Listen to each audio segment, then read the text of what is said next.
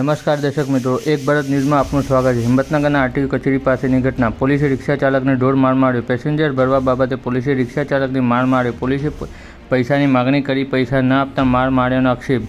માર માર્યા બાદ રિક્ષા ચાલક યુવકની તબિયત લથડી। રિક્ષા ચાલકને યુવાનને સારવાર માટે હિંમતનગર સિવિલમાં ખસેડવામાં આવ્યો। પોલીસની દાદાગીરી સામે પરિવારમાં રોષ।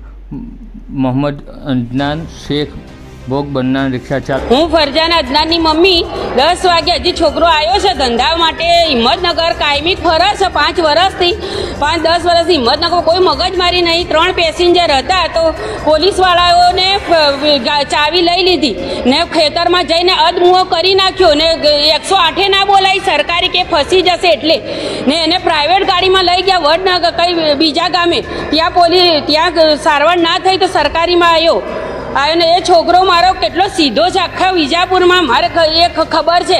છોકરાને કંઈ હા ના થશે, પીઆઈ હશે કે જમાદાર હશે તો ગમે તે હશે એની નોકરી પર આવશે।